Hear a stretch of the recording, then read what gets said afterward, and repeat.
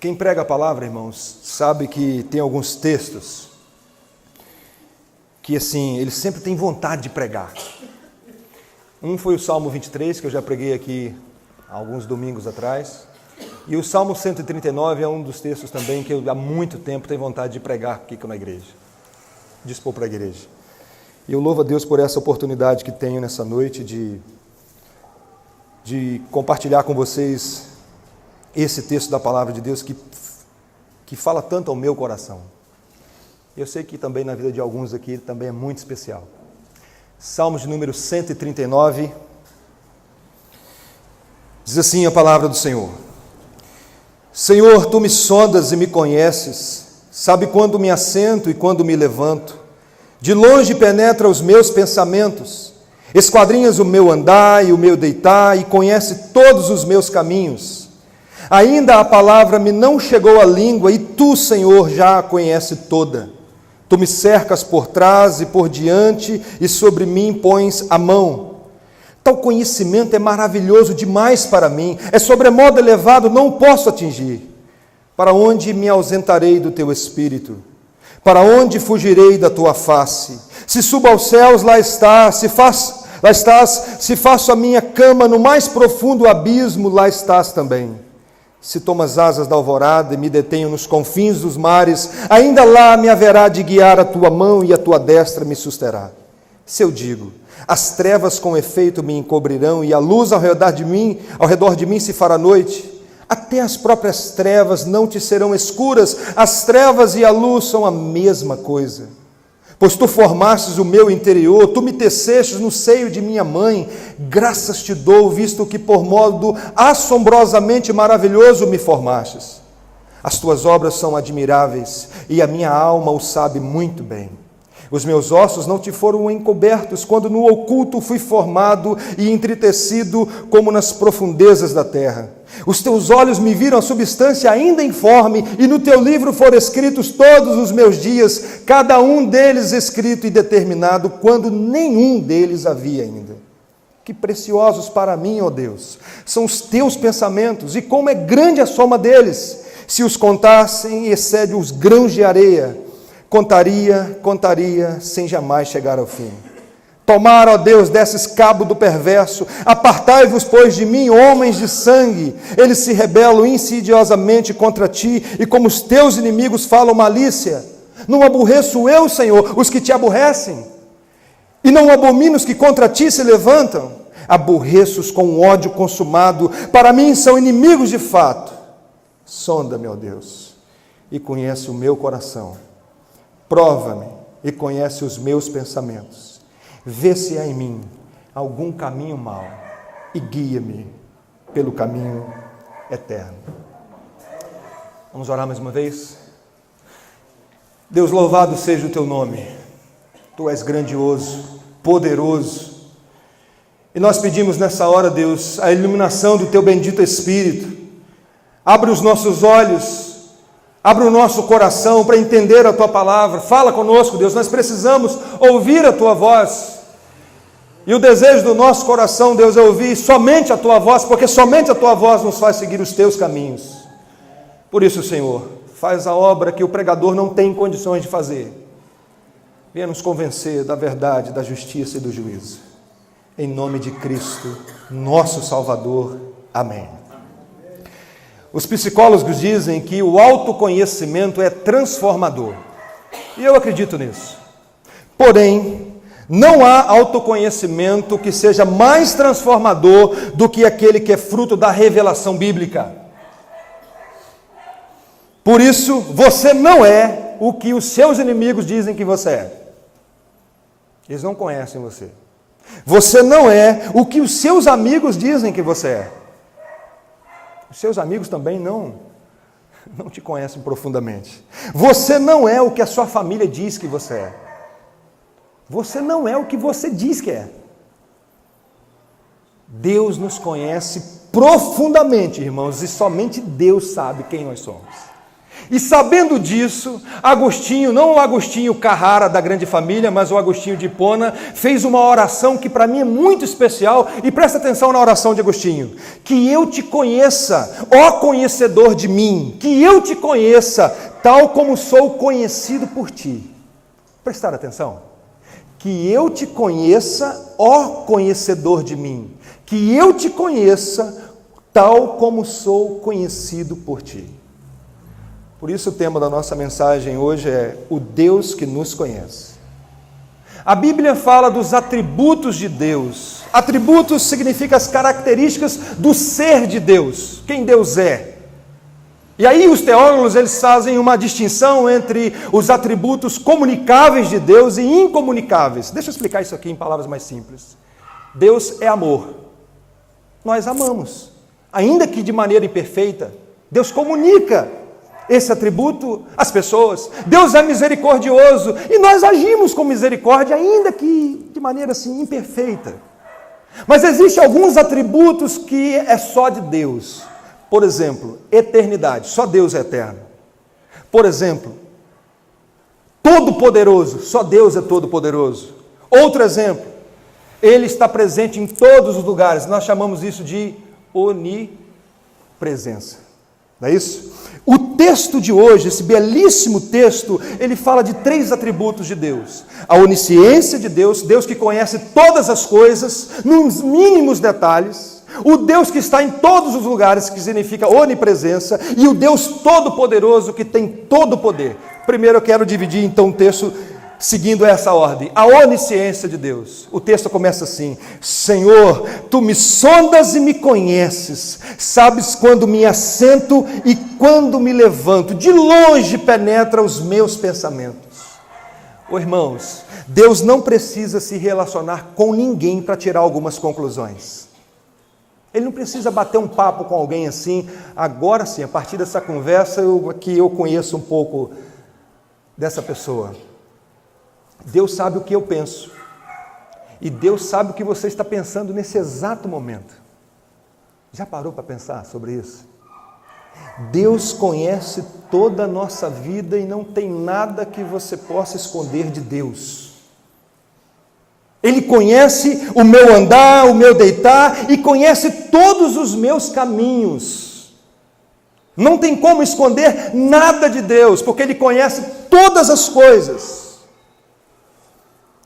Antes de dizer alguma palavra, Deus já sabe.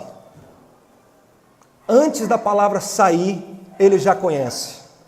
Conhece as nossas ações e as nossas motivações. A intenção do nosso coração. O que isso deve produzir em nós? Saber que Deus conhece todas as coisas, conhece toda a minha vida, conhece a palavra antes de sair da minha boca. Primeiro, ela deve produzir em nós temor. Temor. Deus está vendo todos os nossos atos e também as nossas intenções. Isso para mim é assustador. Isso para mim é assustador. Porque não tem um segundo da minha vida que Deus não sabe, que Deus não me conhece. Mas isso também, irmãos, é consolador. Porque Deus conhece as nossas lágrimas, as nossas lutas, as nossas dificuldades. Ele conhece toda a nossa vida. E o mais interessante é que a boa mão de Deus está estendida sobre nós em todos os lados. O texto diz assim: tu me cercas por trás e por diante, e sobre mim pões a mão. A boa mão, a mão poderosa de Deus está conduzindo, protegendo, direcionando. João Calvino, explicando esse texto, diz assim: por sua mão estendida sobre os homens, os mantém estritamente sobre a inspeção, para que não possam mover sequer um fio de cabelo sem o conhecimento de Deus. Ele conhece toda a nossa vida, todo o nosso caminhar, o sentar. Deus nos conhece profundamente. E o conhecimento de Deus, irmãos, é um conhecimento que não tem limites. Ele conhece, o mundo hoje tem aproximadamente 8 bilhões de pessoas. Conhece todas essas pessoas. Todas. Não tem um que passa batido aos olhos de Deus. Ele conhece o nosso andar, conhece o nosso deitar, conhece o nosso pensar, conhece toda a nossa vida. Isso te assusta? Não te assusta? Você fica em paz em relação a isso? Sabe aquele momento difícil? Deus sabe. Aquela luta que você está vivendo, Deus sabe. Mas também Deus sabe se você está brincando com o pecado. Pode ter ninguém vendo. Deus sabe. Mas o texto também diz que Deus é onipresente, Deus está em todos os lugares. E aí Davi diz assim: para onde me ausentarei do teu espírito? Para onde fugirei da tua face? Esse Deus que conhece todas as coisas, Ele está presente em todos os lugares. E aqui Ele vai usar as extremidades. Se subo ao céu, lá estás. Se desço ao mais profundo abismo, lá estás também. Alguns estudiosos, eles entendem que essa palavra aqui, o mais profundo abismo, é o inferno. Até no inferno, irmãos, Deus está e estará com a sua santa justiça, punindo pecadores que não se arrependeram e não entregaram a sua vida para Cristo. Porque não pense você que no inferno é o diabo que vai estar reinando. O diabo vai ser lançado no inferno, sofrendo, junto com a sua turma, a sua galera, e junto com pessoas que não se arrependeram e não entregaram a sua vida para o Senhor Jesus. Deus está em todos os lugares. Se você vai para outra extremidade, você entra no mar e vai toda a vida. Quando você chega, apesar que não tem final, né? Você vai dar a volta e Ele está também. Se você vai para outra direção, Ele está em todos os lugares. Não tem um lugar que você não encontre Deus. Quando você chega num local, Ele já está lá na sua frente. Não sei se você já percebeu, mas aqui na igreja nós não invocamos a presença de Deus. Nós não começamos o culto assim, agora nós vamos invocar a presença de Deus. Não, Deus está aqui. E quando nós saímos daqui, nós não saímos da presença de Deus. Nós não saímos da presença de Deus. Você vai para a sua casa e Deus está presente com você. Você vai para o trabalho na segunda-feira, Deus está presente com você. E a boa mão de Deus continua sobre nós, diz assim o texto: ainda lá me haverá de guiar a tua mão e a tua destra me susterá. Mais uma vez, a boa mão de Deus sobre nós. E sabe, irmãos, às vezes nós achamos que podemos esconder algumas coisas de Deus. Jonas diz assim: o Deus que fez o mar, e vai e tenta fugir de Deus para onde? Para o mar. Como, Jonas, fugir de Deus para o mar? Se foi Deus que fez o mar. Como nós às vezes achamos, irmãos, que Deus é assim, tem como esconder alguma coisa de Deus, tem como fugir de Deus. Aí o salmista que continua dizendo o seguinte: e se apagar as luzes? Pronto, escuridão, será que Deus está lá na escuridão também? O próprio texto responde: se eu digo as trevas com efeito me encobrirão, e a luz ao redor de mim se fará noite, até as próprias trevas não te serão escuras. As trevas e a luz são a mesma coisa, para Deus não tem diferença. Luz acesa e luz apagada, Ele vê tudo, conhece todas as coisas, Ele está presente em todos os lugares, e às vezes nós agimos como criança. O meu sobrinho Pedro agora começou a gostar de brincadeira de esconder. E ele coloca o travesseiro no rosto e fala assim: Tibuno, escondeu. Aí eu pergunto assim: onde está o Pedro? Ele fala: estou aqui, com o travesseiro no rosto. Às vezes, irmãos, nós achamos que podemos esconder de Deus alguma coisa. Achamos que podemos. Tentamos camuflar algumas coisas. Isso te consola ou causa medo? O que isso provoca no seu coração? Por isso que um dos grandes desafios da vida, sabe qual é? É viver todo dia diante de Deus, entendendo que tudo que eu faço diante de Deus. No meu trabalho, na minha casa, no meu esporte, no estudo, tudo que eu faço diante de Deus. Mas continua o texto aqui, agora Deus é onipotente, Ele é todo poderoso, e eu acho tão especial, porque quando Davi foi falar do Deus todo poderoso, ele usou aqui como Deus criou o homem. Ele vai tratar da criação do homem, ele diz assim: pois tu formastes o meu interior, tu me tecestes no seio da minha mãe. Irmãos, isso aqui é muito profundo. Para exemplificar o poder divino, perfeito, sem limites, Davi aponta a obra da geração de um ser humano. Foi a boa mão de Deus que te fez, com todos esses detalhes, com toda essa complexidade do ser humano. Tu me tecestes no seio de minha mãe. E a ideia aqui de tecer é de tear. Não sei se alguém que já ouviu falar do tear, onde o tecido é fabricado. Eu conheci um tear uns anos atrás. Vários fios. E vão se misturando e sai aquele tecido lá na frente. E ele diz assim: graças te dou, visto que por modo assombrosamente maravilhoso me formaste, as tuas obras são admiráveis, e a minha alma sabe muito bem, os meus ossos não te foram encobertos, quando no oculto fui formado e entretecido como nas profundezas da terra. Foi a boa mão de Deus que te fez.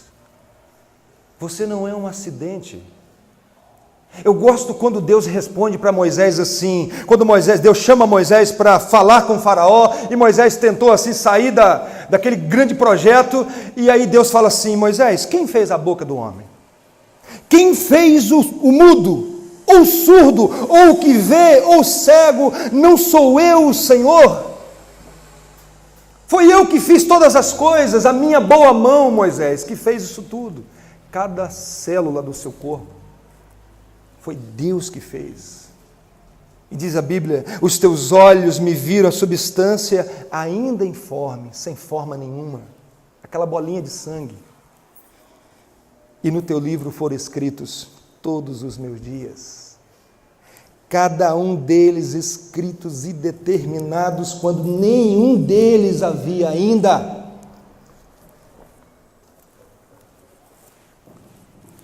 Todos os meus dias, escrito no seu livro, apenas quando existia apenas uma bolinha de sangue. Se ele era conhecido por Deus antes de adquirir uma certa forma, uma forma definida, imagina agora adulto. Se Deus já te conhecia quando existia apenas uma bolinha de sangue, Deus não conhece a sua vida agora? Deus não sabe da sua vida? Não conhece toda a sua vida? E diz o texto: e ele escreveu a nossa história, os teus olhos viram a substância ainda informe, e no teu livro foram escritos todos os meus dias, cada um deles escritos e determinado, quando nenhum deles havia ainda. Irmãos, eu não dou conta de entender isso tudo aqui que esse texto está dizendo, não dou conta. Todos os meus dias escritos e determinados. Mas a pergunta é: isso consola o seu coração? A sua vida não é um acidente, e ao invés de você tentar entender isso tudo, a melhor coisa é fazer como Davi fez. Olha aí o versículo 17, o que Davi fez diante do entendimento dessa grandeza de Deus? Olha o que Davi diz: que preciosos para mim, ó Deus, são os teus pensamentos, e como é grande a soma deles. Se os contasse, excede o grão de areia, contaria, sem jamais chegar ao fim. Não dá para compreender isso tudo, é muita coisa. Mas ele diz: que preciosos para mim, ó Deus, são os teus pensamentos. Como é grande a soma deles, não tem como alcançar isso tudo. Deus conhece a minha vida e a sua vida. Deus está presente comigo e com você. E Deus é todo poderoso. Mas geralmente nós pulamos agora o versículo 19 a 22, não pulamos? Porque agora, olha aí para o texto aí, versículo 19 a 22. Olha, e agora, gente? Parece que Davi, assim, Estava falando de coisa tão assim maravilhosa, e chega agora ele diz assim: tomara, ó Deus, desse cabo do perverso, apartai-vos de mim, homens de sangue. Eles se rebelam insidiosamente contra ti, e como os teus inimigos falam malícia. Não aborreço eu, Senhor, os que te aborrecem, e não abomino os que contra ti se levantam. Aí ele diz assim: aborreço com o ódio consumado, para mim são inimigos de fato. Poxa, Davi, estava tão legal você falando da soberania de Deus, e agora você fala de ódio, que você está aborrecido. Qual é a ideia disso aqui, irmãos? Parece contradizer os ensinamentos do Senhor Jesus, que diz que nós devemos amar os nossos inimigos. Mas não tem contradição na Bíblia. Não tem contradição na Bíblia. Jesus mandou realmente amar os nossos inimigos. E o que Davi está dizendo aqui é o seguinte, irmãos: eu aborreço os que te aborrecem. O que Davi está dizendo aqui é que os inimigos de Deus também são seus inimigos. Deus manda você amar o seu inimigo, mas Ele não manda amar os inimigos de Deus. E por isso Ele diz: não aborreço eu, Senhor, os que te aborrecem. Eles se rebelam insidiosamente contra ti, então é contra os inimigos de Deus que Ele está dizendo essas coisas. Por isso você pode ler esses salmos tranquilamente, porque Deus não manda você amar os inimigos dele.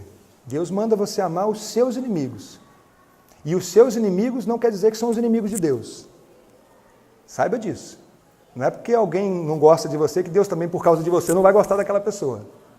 Por isso Ele fala: ore por ele, ame essa pessoa. Mas Ele que diz que Deus sonda os corações, Ele termina o salmo pedindo: Deus, sonda mais uma vez. Por que Ele pede para Deus sondar mais uma vez, irmãos? Já que Ele iniciou o salmo dizendo que Deus sonda o coração. Sabe por quê, penso eu? Porque a justiça e o pecado é uma linha muito fina. Na vontade, às vezes, de fazer justiça, nós podemos pecar. É muito fina, porque Deus conhece as motivações do nosso coração. Muitas vezes nós falamos assim: eu estou preocupado com a sua glória, Senhor. Mas Deus sabe se é a glória de Deus mesmo que nós estamos preocupados.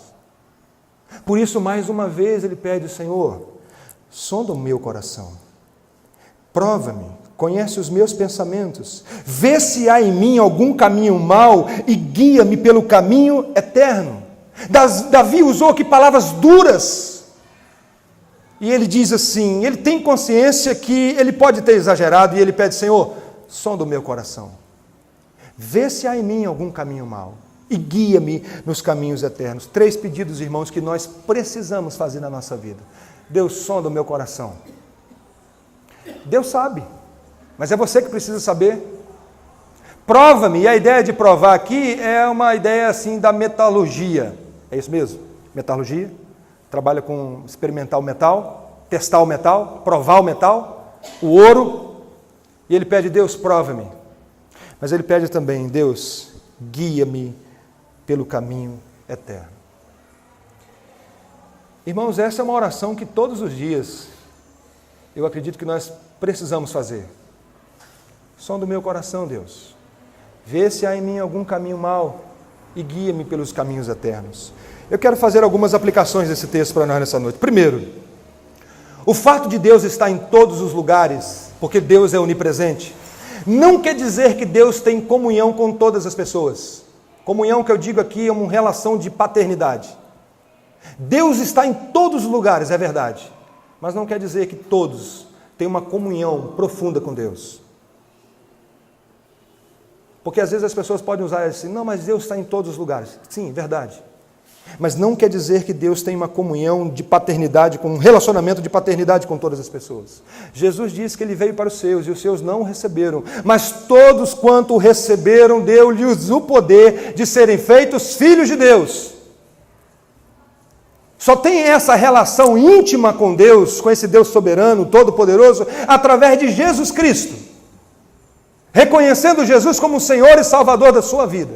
E eu pergunto a vocês que estão aqui nessa noite: todos aqui têm condições de fazer a oração simples do Pai Nosso, chamar Deus de Pai com toda a certeza de que você está falando não para o vento, mas falando com o seu Pai que está nos céus? Só tem uma maneira de chamar Deus de Pai com convicção, é recebendo Jesus como único e suficiente Salvador. A segunda aplicação que eu quero fazer, irmãos, alguém pode perguntar assim, mas para aí, se Deus é onisciente, se Deus é onipresente, onipotente, Ele está em todos os lugares, é todo poderoso e conhece todas as coisas, por que coisas ruins acontecem no mundo ainda? Se Deus tem todo o poder, por que Ele permite que coisas ruins continuem acontecendo? Sabe, irmãos, essa pergunta para mim, assim, eu levo ela de boa. Levo ela de boa. Sabe o que é difícil para mim? Saber que Deus me conhece e continua tendo paciência comigo. Saber que Deus conhece cada um aqui e continua tolerando a gente. Por que não mata todo mundo de uma vez? Porque Ele conhece tudo. Por que não destrói isso tudo? Ele conhece o quanto nós ofendemos Ele todos os dias, o quanto nós somos hipócritas com Ele, o quanto nós não levamos Ele a sério, como deveria, e Ele continua, pacientemente. Isso que me assusta, é um Deus que sabe o que eu penso, o que eu falo, e ainda me tolera. Não é Ele permitir o mal no mundo. Terceira aplicação. Quando você entende que Deus é soberano, que tem esse controle absoluto sobre todas as coisas, você passa a compreender que a vida não é uma questão de azar ou sorte, mas é a boa mão de Deus conduzindo a nossa vida. Para o cristão não tem sorte, não tem azar. Para o cristão existe a boa mão de Deus que conduz a nossa história, que tem todos os dias escritos e determinados, antes de você dar o primeiro choro. Ele conhece toda a nossa vida, descansa nisso. Isso traz paz ao nosso coração, irmãos. Isso deve produzir paz ao nosso coração. Quarta, por último, quando Adão desobedeceu, Deus perguntou assim: onde você está, Adão? O que aconteceu? Será que Deus não sabia onde Adão estava? Será que Deus não sabia o que eles desobedeceram? Essa aqui é uma pergunta retórica que Deus faz. É como um professor de matemática que chega para o seu aluninho de 5 anos e fala assim: quanto que é 2 mais 2? O professor não sabe quanto que é 2 mais 2? Lógico que sabe. Deus chega para Adão e fala assim: onde você está, Adão? O que você fez? Eu vou fazer uma pergunta para vocês nessa noite e eu gostaria que você respondesse para Deus, não é para mim. Como você está nessa noite? Deus conhece toda a sua vida. Toda a sua vida. Como você está verdadeiramente hoje aqui nessa igreja? Como está a sua alma? Como está seu coração nessa noite? Não responde para mim. Responde para Deus que conhece, que te conhece. É como uma mãe que um dia morava no interior e o filho foi estudar na cidade, e aí a mãe ligou para o filho e falou assim: meu filho, como você está? Aí o menino falou assim: estou bem, mãe. A mãe ligou, insistiu um pouquinho mais e falou: meu filho, como você está? Estou bem, mãe. Na terceira vez ela perguntou de novo: meu filho, pode falar, como você está? O menino abriu a boca a chorar. Estou bem não, mãe. Está difícil aqui. Quantas vezes, irmãos, nós falamos assim: está tudo bem, está tudo em paz, não está nada, está uma tribulação tremenda dentro do coração, e nós assim falamos que está tudo bem. Opa, você não esconde de Deus, não. Você não esconde de Deus, você pode esconder de mim, da sua esposa, do seu marido, da sua mãe, do seu pai, do seu filho, mas de Deus você não esconde, não tem como esconder nada de Deus. Por isso eu termino essa mensagem aqui perguntando para você: como você está nessa noite? Um dia, a Bíblia diz da luta de Jacó com o anjo. Diz a Bíblia que os dois, o anjo lutando com Jacó, naquela briga ali, e alguns chegam a dizer que aquilo ali é Cristo no Antigo Testamento, e aí no meio da briga, Jesus perguntou: qual o seu nome? Será que o Jacó não sabia? Será que o anjo não sabia quem era? Com quem que ele estava lutando? Aí Jacó responde assim: eu sou Jacó. Por que ele respondeu que ele era Jacó? Porque um dia ele enganou o pai dele. Um dia o pai dele perguntou assim: qual o seu nome, meu filho? Ele falou: eu sou Esaú, o outro irmão, para roubar a bênção. E agora, dessa vez, ele diz assim: eu assumo, eu sou Jacó. E Jacó significa mentiroso. Aí Deus fala assim: agora já não chamarás mais Jacó, agora você vai se chamar Israel. Qual o seu nome? Entenda, Deus conhece toda a nossa vida, não tem como esconder um detalhezinho de Deus, não passa batido. Deus conhece a sua luta também, isso consola o nosso coração, mesmo que alguém da sua casa não compreende você, não entende o momento que você está passando. Ei, Deus sabe da luta que você está vivendo. Vamos ter um tempo de oração, buscando o Senhor? Se você pudesse colocar de pé, nós vamos orar agora.